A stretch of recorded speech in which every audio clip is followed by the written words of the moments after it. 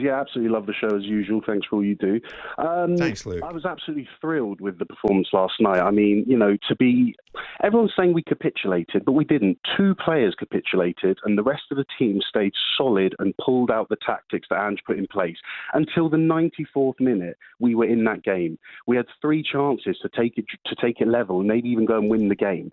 I agree with Simon, however, that doing this against City would have been unfeasible. But Chelsea were there for the taking. They were absolutely terrible, and we had the chance to go and get something from this game, even with only 9 men. And I'm thrilled. Compared to what we were asking for under Conte, under Mourinho, when we faced adversity, when we were down 1-0, when a man got sent off, this is what we wanted from a new manager, and this is what we've got. I was absolutely thrilled with it last night. Wow. So, Luke, you go definitely refreshing, not naive. No. I mean, it almost worked. We had a disallowed goal, disallowed by margins. Bentancur, who would have been fitter if he'd had a bit more match time, would have put it away. Son with a better strike would have put us equal. We could have won that game. It was there for the taking. I have no problems. And I'd rather win. I'd rather lose 8-9, 10-1, Jim, playing like that than 2-1 sitting behind the ball with 9 men. Wow, Luke, what a call. Thank you very much indeed. Michael's a big Chelsea fan. How do you come out of this, Michael? Good morning. Morning, chaps. How are we? Good, thank you, mate. What do you want to tell us? Good. Love the show. Thanks, Mike. Going back to the previous caller, I do agree with what he said. I think Tottenham played in the first 15 minutes. They're absolutely, superb. They put us to the sword and they cut through us. And then I think in Doggy had a lapse of judgment, and then we kind of picked it up from there. But I think the first half was a bit of a mess with all the disallowed goals and the offsides and the red cards and everything like that. But I think we could have done a bit better. There was a lack of judgment with the passing. I think we were sloppy. We were trying to rush it. Tottenham were playing a high line. It was the same ball over the top that caught us offside about 15 times. Jackson, you have 100 shots. You're about to score 1 at the end of the day. He got his hat-trick. Quite a poor hat-trick, in my opinion. But at the end of the day, we got the win. I don't think we thoroughly deserved that compared to how they played. But a win's a win. Win's a win. Lord Simon Jordan's agreeing with everything you're saying, Michael. You're nodding away to what Michael is saying, Simon. You do, but you also have to give Chelsea credit because after about 20 minutes, Spurs had battered them. And all of a sudden, Chelsea got a head of steam up. And they came back into the game. Now, Spurs self-imploded and got players sent off. And obviously then they lost players through injury, which compounded the situation. But I think it's difficult to disagree with the bulk of what Michael said. I mean, Jackson, you saw the true Jackson, where he scored 2 goals. The boy, Mudryk, goes down the flank, pulls it back in, and he whacks it 10 feet over the bar. Yeah. That's the true Jackson. The other ones are tap-ins. Yeah. Michael, thanks for the call. Josh, a big Tottenham fan. Josh, you'd maybe hear Luke, a fellow Tottenham fan, saying earlier, we'd rather Ange goes about it that way than the way he used to play. Do you concur with that view?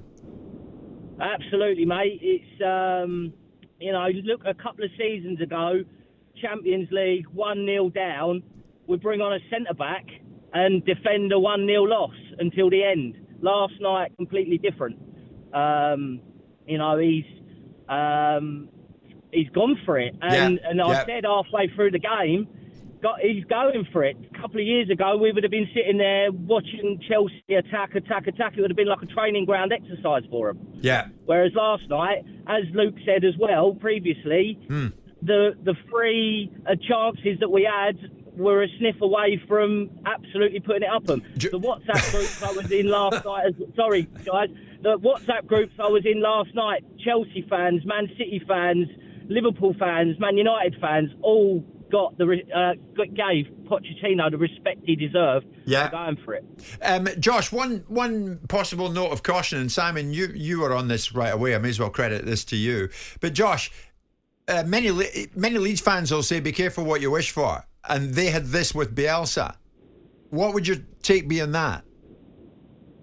Well, I mean, it ain't going to happen every day that 2 players get sent off. No, true. You got to let Udogie off a little bit. He's 20 years old. He's how many games in? And he's 20 years old. He made a couple of mistakes, but then when you're playing against Sterling and what's Draco Malfoy on the left? Can't remember his name. You've got to go for it, and if Mudryk. he didn't go for it and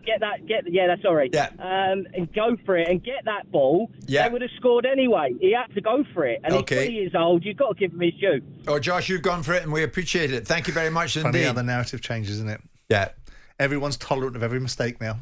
If Well, this had it's been under a different manager, it would have been like ridiculous decision making. Romero's a liability. This kid shouldn't be in there, and if he is in there, he should know how to play, and all of it. But now, because the sun is shining on Tottenham Hotspur, everyone's got a lot of forbearance. Everyone's got a lot of forgiveness. Well, you're right. There's no name in this one, but here's a message for everybody out there. The narrative this morning is an absolute joke. If Arteta or any other top manager played that ridiculous high line, you'd all be slaughtering them. The love-in for Postecoglou is embarrassing this morning. Chelsea were useless. But the last time I looked at the scoreline, they won it 4-1. Yeah, and they're right. I mean, Chelsea were useless. And the reasons why Spurs could keep on with this process of having a go at them is because Chelsea are so devoid of any confidence and any competence that they were there. Do you think Romero's a liability? I think he's a good player. I think he's a really good player. But the problem is his character lends itself to these sort of situations. If you're getting sent off 4 times in your Tottenham career over 70 games, you are causing a problem for the team. And I think there were a couple of times last year where he was a disgrace on the pitch because he didn't seem interested. As a player, I think he's a top central defender. David, Tottenham fan phoning in from Australia. David, hi to you. I was going to say good morning. It's not good morning where you are. What do you want to say, mate? Well, actually, I'm in London. Normally, I do call you from Australia, but I was at the game last night. Okay, well done. So, thank you. So, to use some of Simon's favourite words, nuance and context. I think, you look at Ange, he's come in, he's brought that Aussie sports culture to the club, brought people together after a season of Conte, Paratici ban, and the open revolt against Levy. What I've been surprised about him, he has been his in-game management. I've been expecting the football version of Bazball the whole time. He has shown pragmatism in some of the changes that he's done, bringing on Højbjerg at certain points and Perisic before he got injured. But the reality of the situation last night, Chelsea were a poor team. He continued to play the high line because he fancied the equaliser, and they had chances to do that. So I think that on the one hand, Simon is kind of noting the loving that we've got in with Ange. Ange is on a winner here because he's had the poisonous regime of Conte and Mourinho to follow. And the fact is he talks to everyone in the club, is avuncular and brings people together, is a breath of fresh air to the fan base and playing attractive football. But the real situation now is that the decision not to get in another centre-back in the window when we're relying on Van der Ven and Romero to be fit until January, that could come back and bite us badly. Jim White and Simon Jordan. Monday to Friday mornings from 10 on AM, on DAB, via the talkSPORT app and on your smart speaker. talkSPORT.